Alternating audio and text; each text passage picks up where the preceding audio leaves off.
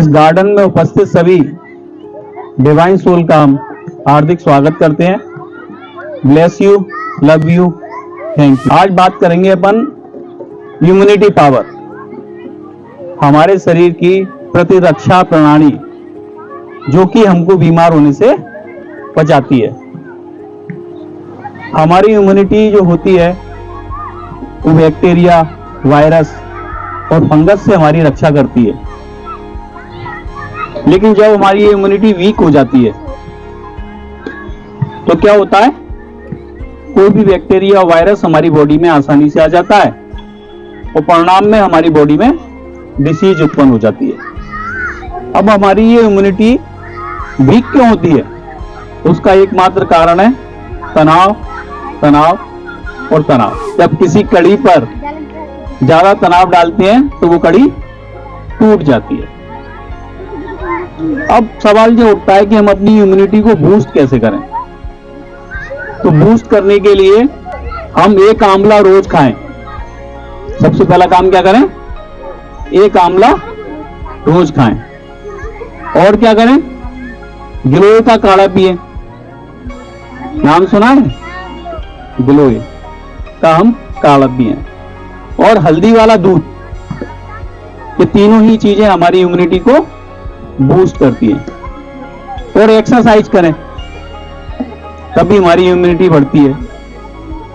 घास पर नंगे पैर चलें, इससे भी हमारी इम्यूनिटी बढ़ती है। और जिस सारे काम ही हमारे बंद हो गए, इसलिए हम बीमार हो गए। और इसके अलावा एक कारण और है, जब जब हम अपने को शरीर मानेंगे हमारी इम्यूनिटी वीक हो जाएगी, और जब जब हम अपने को आत्मा मानेंगे हमारी इम्यूनिटी बूस्ट हो जाएगी। ये हमारा जो शरीर है, इस शरीर के अंदर दो स्विच लगे हुए हैं। एक क्या लगा है? पॉजिटिव स्विच, और एक लगा है नेगेटिव स्विच। पॉजिटिव स्विच है राइट साइड और नेगेटिव स्विच है लेफ्ट साइड। अब ये होते कैसे हैं? जब हमारे अंदर नफरत आती है, आलोचना आती है, डर आता है, अपराध बोध आता है, तो हमारा नेगेटिव स्विच ऑन हो जाता है। और जैसे ही नेगेटिव स्विच ऑन हुआ, वैसे ही हमारे ब्रेन से केमिकल रिलीज होते हैं। ये केमिकल जहर हैं, हमारी बॉडी में घुलकर क्या करते हैं? हमें बीमार बनाते हैं।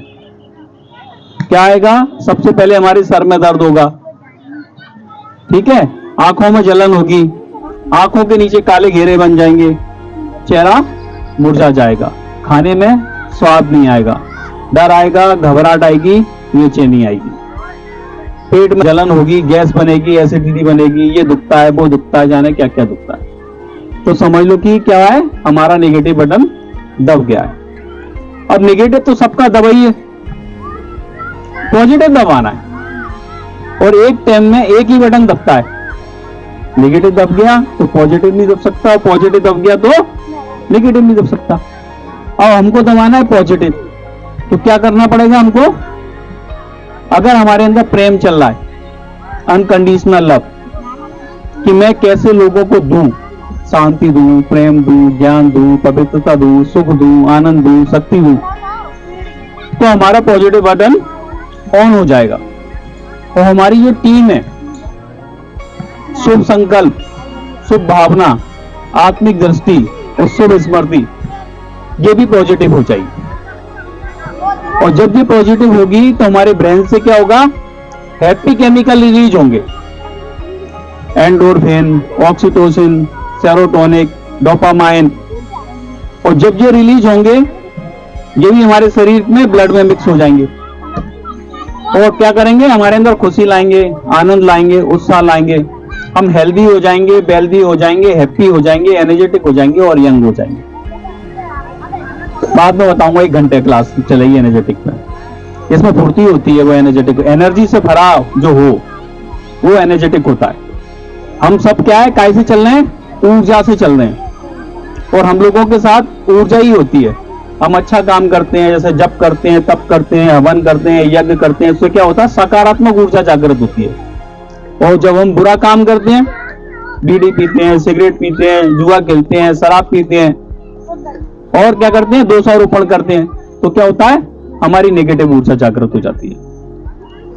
अगर हम पत्थर को भी पूजते हैं तो उसकी भी अपनी एक ऊर्जा है। जिस भाव से पूजेंगे हम, जिस भाव से भावना रखेंगे, वो उसी के अनुसार हमको फल देने लगेगी। अगर हम किसी को काली के रूप में पूजते हैं तो वो काली के रूप में ही दर्शन देगी।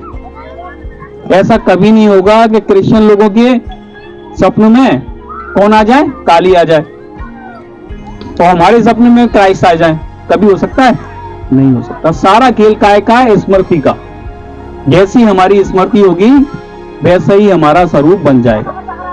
अगर हमारी नेगेटिव स्मृति है तो हमारी बॉडी के अंदर अनेकों प्रकार की बीमारियां उत्पन्न हो जाएंगी। और ये ऊर्जा जो निकलती है ना, वो शरीर तक सीमित नहीं रहती, शरीर से बाहर भी निकलती है, ब्रह्मांड में जाती है। और ब्रह्मांड में जितनी भी बुरी चीजें होंगी ना, दुख, परेशानी, अशांति, पीड़ा, सब हमारी ओर आ जाएगी।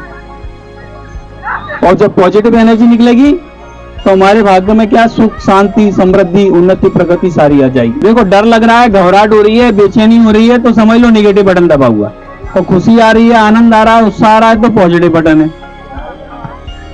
अगर पॉजिटिव तुम्हारा दबा होता तो यहाँ आते ही काय को? रियल बात है। डॉक्टर की दुकान में कौन आएगा? पेशेंट। स्वस्थ व्यक्ति जाता है क्या? कभी ऐसा हुआ है कि आप डॉक्टर के पास जाओ स्वस्थ हो के? नहीं। क्या डॉक्टर साहब मैं तो आपसे वैसे ही मिलने आ गया? ऐसा कभी होता है? नहीं होता ना। तो अपन को क्या करना है? हेल्दी बनना है। तो सबसे पहले तो सीक्रेट यही है कि हम जब स्वयं में स्थित होते हैं तब हम स्वस्थ होते हैं। स्वयं में स्थित होने का मतलब क्या है? आत्मिक भाव में हम स्थित हो जाएं कि मैं शरीर नहीं हूं, मैं आत्मा हूं। तो हमारे कर्म भोग कर्म योग में परिवर्तित हो जाएंगे। पहाड़ से राई और राई से रोई बन जाएंगे।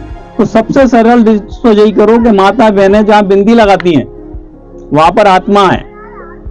अगर आप देखो, आपका हाथ कट जाए तो आप जीवित रहोगे, पैर कट जाए तब भी आप जीवित रहोगे, लेकिन अगर गर्दन कट जाए तो फिर कहां रहती है आत्मा? यहीं। यहां अपन बिंदी लगाते हैं ना, ये ऐसे ही नहीं लगाते बिंदी। बिंदी का मतलब क्या है कि हम पास्ट की सारी घटनाओं पर बिंदी लगा दें कि जो भी हुआ अच्छा हुआ, जो हो रहा है अच्छा हो रहा है, जो होने वाला है तिलक कहो, बिंदी कहो, कुछ भी कहो, एक ही बात है। ठीक है ना। बिंदी इसलिए कहते हैं क्योंकि आत्मा का जो रूप है ना वो बिंदी ऐसा होता है, इसलिए अपन उसको बिंदी कहते हैं। तो आज से एक ही पाठ पढ़ लो कि जब भी मन में आए तब कौन? मैं आत्मा हूं। और नए व्यक्ति को क्या मत देना, नहीं कहना आत्मा मतलब भूत। तो नए व्यक्ति को मत कहना आत्मा हूं मैं, खुद को कहना। एक ही पाठ पढ़ो कि मैं आत्मा हूं, मैं आत्मा हूं, तो तुम्हारा जो सबकॉन्शियस माइंड सुनना होगा ना, वो तुमको आत्मा बना देगा। और फिर जब तुम आत्मा मानोगे तो मन में क्या भाव आएगा कि आत्मा तो अजर है, अमर है, अविनाशी है, सनातन है, पुरातन है। आत्मा को न शस्त्र काट सकते, न आग जला सकती, न वायु सुखा सकती।